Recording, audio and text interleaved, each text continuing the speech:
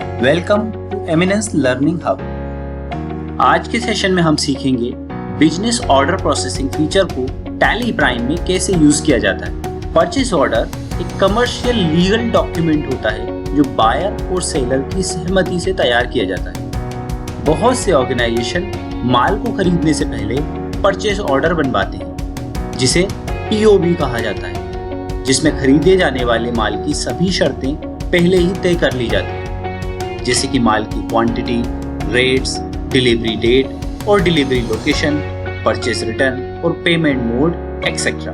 Purchase order से लेकर payment तक की पूरी प्रोसेस ही परचेस ऑर्डर कहलाती है। टैली प्राइम में परचेस ऑर्डर बुक करने के लिए सबसे पहले हम गेटवे ऑफ टैली से कस्टमर एंड सप्लायर के लिए लेजर क्रिएट करेंगे। अब परचेस वाउचर एप्लीकेबल करने के लिए वाउचर स्क्रीन पर F10 प्रेस करेंगे, शो इनएक्टिव पर क्लिक करेंगे और इन्वेंट्री वाउचर्स में से परचेस ऑर्डर को एक्टिवेट कर लेंगे।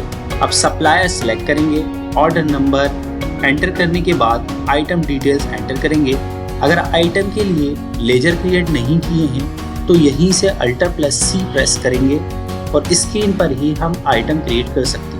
अब परचेस ऑर्डर से रिलेटेड सभी इंफॉर्मेशन को एंटर करेंगे और वाउचर को सेव कर लेंगे। परचेस ऑर्डर एक्सेप्ट हो जाने के बाद यदि माल हमारी लोकेशन पर रिसीव हो जाता है तो हम टैली प्राइम में वाउचर स्क्रीन पर F10 प्रेस करने के बाद शो इनएक्टिव पर क्लिक करके रिसीव नोट वाउचर को एक्टिवेट कर लेंगे। एक रिसीव नोट की एंट्री पास करेंगे। अब स्टॉक समरी में जाकर रिसीव हुए ऑर्डर पर एंटर करेंगे तो टैली प्राइम हमें ये बताता है कि जो माल हमने खरीदा है वो रिसीव तो हो चुका है, लेकिन परचेज बिल अभी भी पेंडिंग है।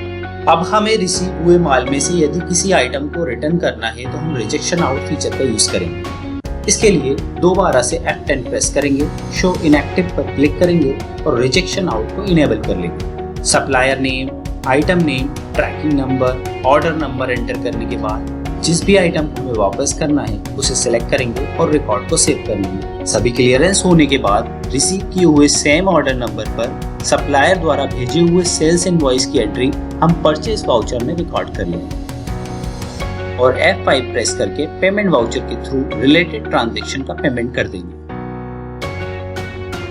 और अगर हमें सेल्स ऑर्डर क्रिएट करना है तो ठीक इसी तरह हम टैली प्राइम में सबसे पहले सेल्स ऑर्डर बुक करेंगे।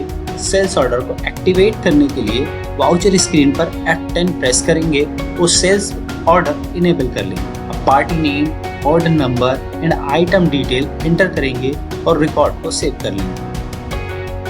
अब ऑर्डर किए हुए माल की डिलीवरी करना है तो डिलीवरी नोट क्रिएट करेंगे। इसको एक्टिवेट करने के लिए F10 प्रेस करेंगे और डिलीवरी नोट इनेबल कर लेंगे।